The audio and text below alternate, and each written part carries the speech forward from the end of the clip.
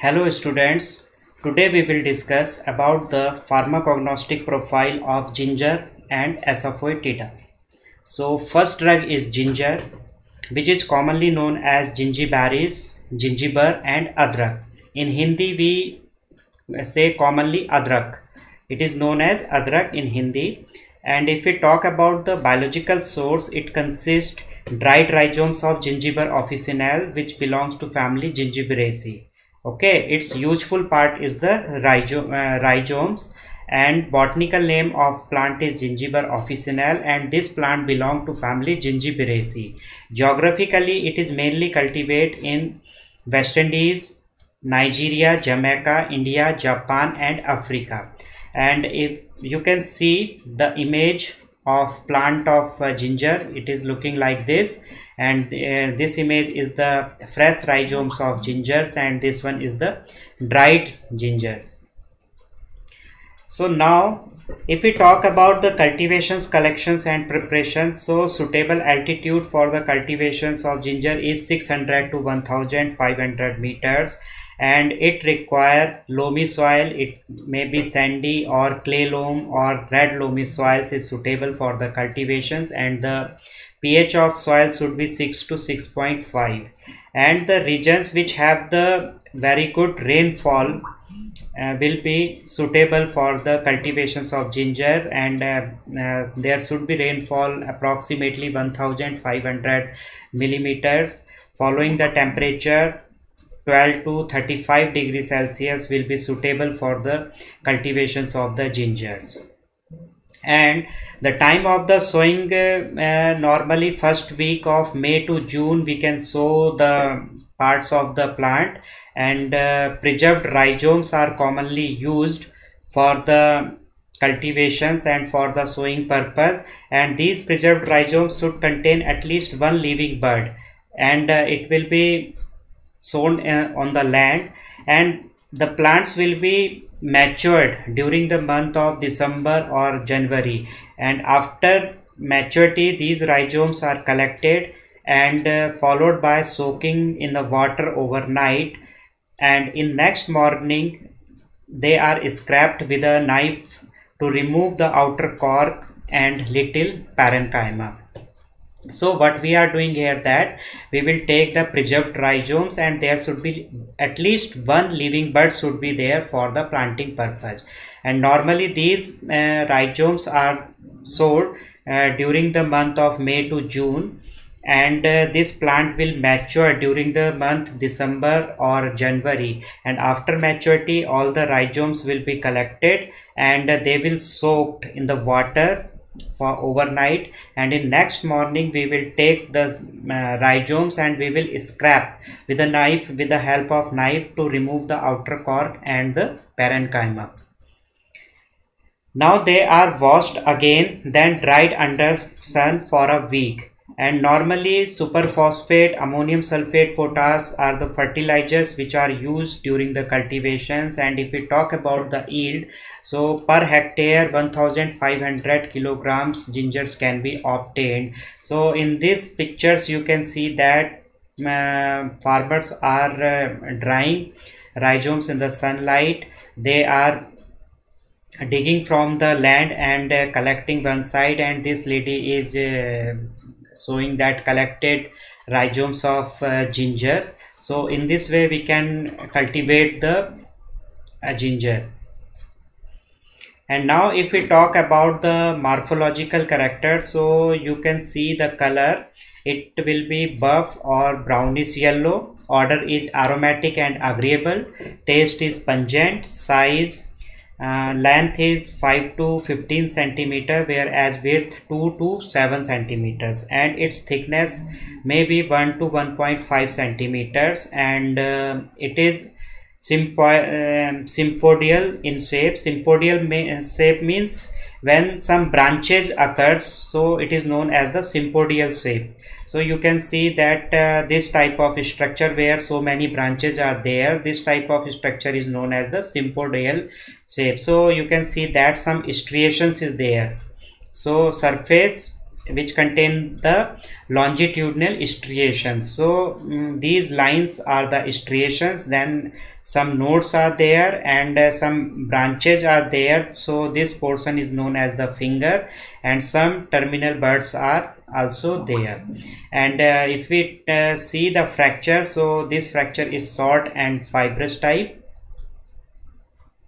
Then if we talk about the microscopy, you can see this diagram, transfer sections of rhizomes of ginger. So there will be the few layers of cork cells. So outer layers of cork contain the some brown color component, due to which it show in the brown color. So after these cork cells, there is cortex regions, which is made up of the parenchymatous cells having the intercellular space, and in this cortex regions starch granules, oleoresins and vascular bundles are present.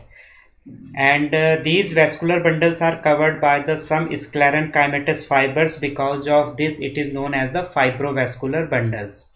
And some on oleoresin cells, these ducts are yellowish brown in color, and vascular bundles are conjoint collateral closed type vascular bundles are normally present. And about the endodermis, single layer endodermis is there, which contain the radial wall thick without starch granules. So we can say that in endodermis there is no starch granules. And if we talk about the xylem vessels, these vessels, xylem vessels may be annular, spiral or reticulate type, whereas fibers are unlignified, pitted and septate. Unlignified means when with the fluoroglucinol and hydrochloric acid we will use in the ratio of 1:1, they will not show the pink color, which is specific for the lignified tissues. And these are the diagrams of vessels. If you study the powder drugs, so this is the reticulate vessels, and this one is the pitted vessels, then some starch granules, these are the fibers, then vascular bundles, cork and parenchyma. So the reagents which can be used for the staining of powder drugs, it is fluoroglucinol and hydrochloric acids, which is used to find out the characteristics of the vascular bundles, and whereas iodine solution is used to identify the starch granules. And so it is all about the microscopic features of gingers. Now if we talk about the standards of this drug, so water soluble extractive value not less than 10%, alcohol soluble extractive value not less than 4.5%. so these extractive values are useful for the determinations of the solubility pattern of the drugs, whereas S value is useful for the determinations of the impurities of inorganic component. So total S should be not more than 6%, water soluble S not less than 1.7%, acid insoluble S not more than 2%. And about the chemical constituent, it consists volatile oil 1 to 4%, starch 40 to 60%, and resinous matter 5 to 8%. And its non-volatile component like gingerols and sogols are there, which are responsible for the pungency. And the volatile oils contain the cineol, citrol, then philandrine, sesquiterpenes, alpha gingiberines, beta bisabolines are other active constituents which is present in the drugs, but basically gingerols and gingiberine are main, and this gingerol is responsible for the pungency of the ginger. And if you talk about the uses, so it is commonly used as a carminative, stimulant, flavoring agent and as a spice. So you can see that normally in every kitchen we use ginger as a spices. So there are some formulations which are available in the market containing the ginger extracts or powder in powder form or in extract form. So it is all about the ginger drug. And next drug is now Asafoetida, which is commonly known as the hing. And its biological source is basically it is an oleogum reagins which is obtained by making the incisions of the in the rhizomes and roots of the Ferula species like Ferula asafoetida, Ferula foetida, Ferula rubricolis belonging to family Apiaceae, and geographically it is grows in Iran, Turkestan, Afghanistan, and in Afghanistan basically Karam and Chagai districts is the major cultivator regions of this Asafoetida. And in this picture you can see the plant of Asafoetida, and it is the reagins, and in the dried form this hing or Asafoetida. Now for the preparation of hing, so we will take the root part, the upper part of the root which is very close to the crown. It will be cut in the month of March and April, and this exposed surface is covered by the dome shaped structure which is made up of leaves and branches to avoid the contaminations. And then this cut surface will secrete the white color gummy resinous materials from the xygogenous duct, and after some time it becomes the hard and on the cut surface, so it should be collected, and after collections new incisions are made, and this process is continued till the complete root is exhausted. So plant yield about 1 kilogram of the oleogum reagins. Normally from each plants we can obtain 1 kilogram of oleoreagins. So what we are doing that, so we will take the upper part of the root and we will make the some incisions during the month of March and April, and these cuts are covered by the dome shaped structures which were made with the help of the leaves and branches to avoid the contamination. So due to this cut there will be the secretions of the whitish gummy materials, and this whitish gummy resinous materials, or we can say emulsion, is formed in the xygogenous duct. So it is after few times it becomes hardened, and when it's become hardened it is collected with the help of scrapers, and they will collect in the some tin containers, and after collections we will make the new incisions on the root in the another place. So this process will be continued till the complete exhaustion of the drugs will take place, and so we can say that from one plant 1 kilogram of oleoreagins can be obtained. And these are the about the descriptions. Color yellowish white changing to reddish brown. Odor is intense, persistent, penetrating and allisaceous. Taste is bitter, allisaceous. Size tears which are 0.5 to 3 centimeter in diameters, and they may be in the form of tears and masses, and tears are normally rounded or flattened, and chemically it contains volatile oil 4 to 20%, resins 40 to 65%, gums 25%, and the garlic like odor of the oil is because of the presence of the sulfur compound, and the major active constituent of the oil is isobutyl propenyl disulfide, which is responsible